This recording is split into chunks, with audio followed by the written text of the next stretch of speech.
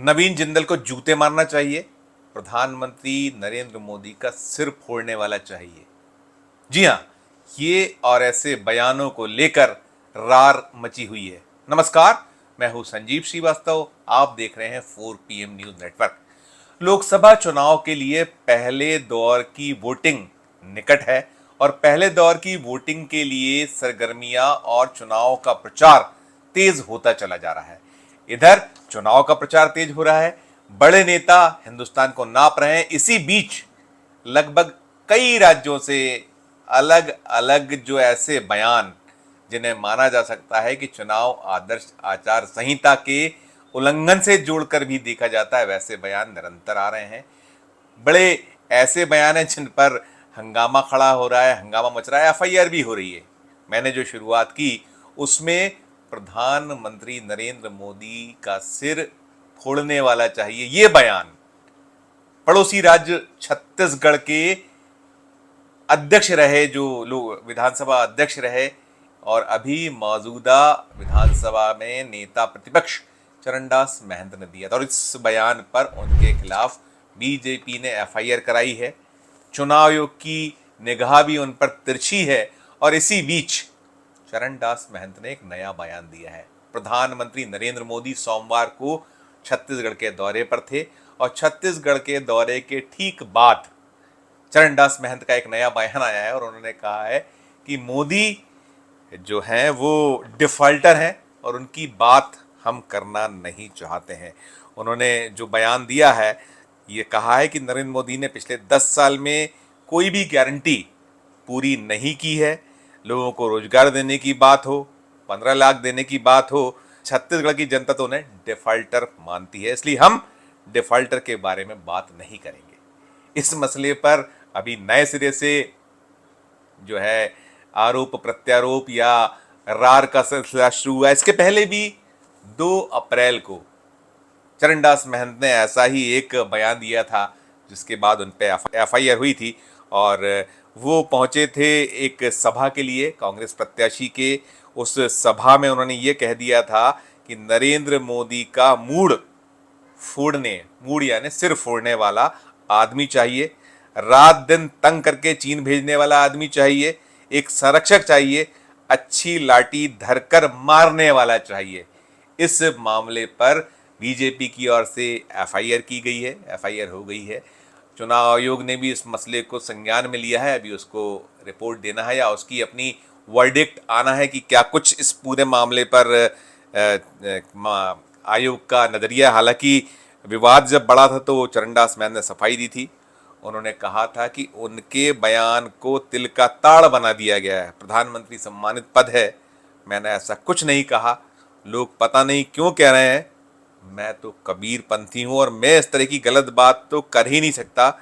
मेरी बातों से बुरा लगा है तो मैं खेद व्यक्त करता हूं, ये तो चरणदास महंत कहा था। लेकिन उनके खिलाफ एक FIR जो हुई थी वो FIR हेट स्पीच के ब्लेम के साथ कराई गई है और भारत निर्वाचन आयोग के आदेश पर यह मामला दर्ज किया गया है, ये निकल कर आया था।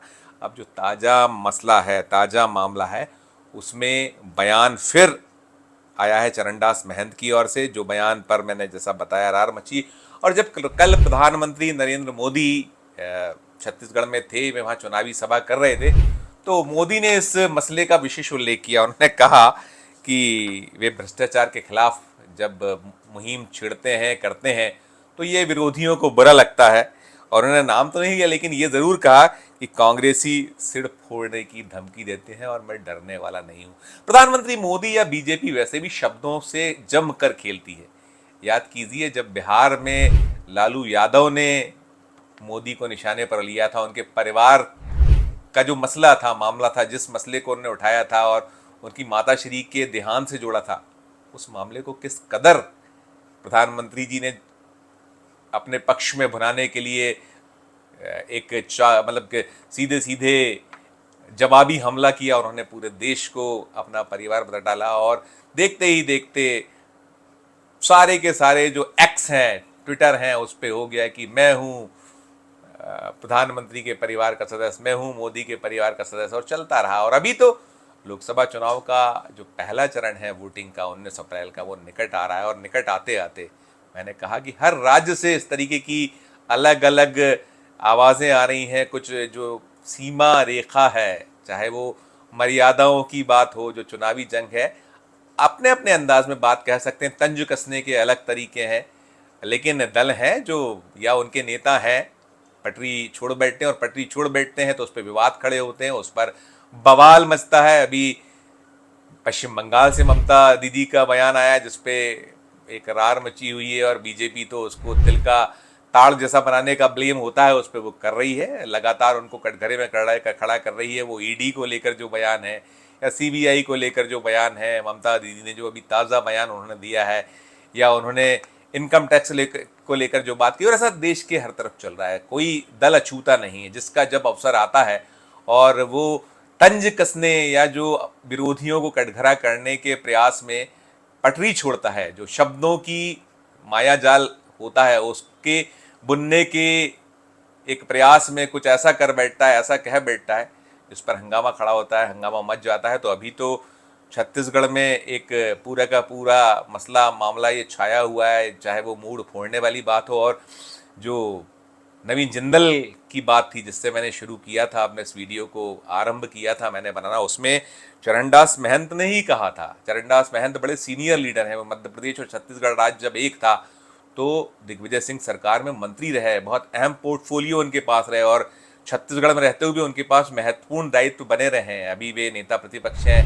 जब भूपेश बघेल की सरकार थी उस वक्त में वे विधानसभा के अध्यक्ष पद का निर्वहन कर रहे थे, और भी अच्छे अच्छे पदों पर छत्तीसगढ़ में भी रहे हैं। पार्टी में भी उन्हें महत्वपूर्ण दायित्व मिलते रहे हैं और वे सीनियर लीडर हैं। उन्होंने नवीन जिंदल को लेकर कहा था कि रायगढ़ और पूरी खदानों को लूट लिया छत्तीसगढ़ की, और साथ में ये भी कहा था कि इन लोगों ने हम छत्तीसगढ़ियों की ऐसी की तैसी की है, ये शब्द थे। उन्होंने साथ में ये भी कहा था, हमने ही इन्हें सिर पर चढ़ाकर रखा था। हमें कहने में शर्म नहीं है कि ऐसे लोगों को तो हमें जूते मारने चाहिए। ये बयान तब आया था जब नवीन जिंदल अचानक कांग्रेस छोड़कर भारतीय जनता पार्टी में शामिल हो गए। तो भारतीय जनता पार्टी में जाने के बाद उन्हें टिकट मिल गया था। तो ये इस तरीके की जो बयानबाजी है, जो शब्द हैं, मर्यादा है, उसके उल्लंघन तो सब तरफ से हो रहे हैं। लेकिन देखिए, विरोधी दल के जो नेता हैं, लोग हैं, उन पर निगाह ज़्यादा रहती है चुनाव आयोग की। एक आम आरोप है, आम शिकायत है कि तुम्हारा खून खून हमारा खून पानी। कहा जाता है कि जब प्रधानमंत्री जी कर्नाटक में कहते हैं कि बजरंगबली का नाम लेकर बटन दबा दो, वोट दो, वो कहते हैं कि ऐसा बटन दबाओ कि फांसी हो जाए जैसा महसूस हो, तमाम जो ब्लेम्स होते हैं वो, या आरोप लगते हैं वो होते हैं, और यही सब कुछ चल रहा है लगातार। चुनाव आयोग को भी अब तो जो विरोधी दल है, विपक्ष है, वो कहने लगा है कि वो भी भारतीय जनता पार्टी सरकार का अंग है, टीम है।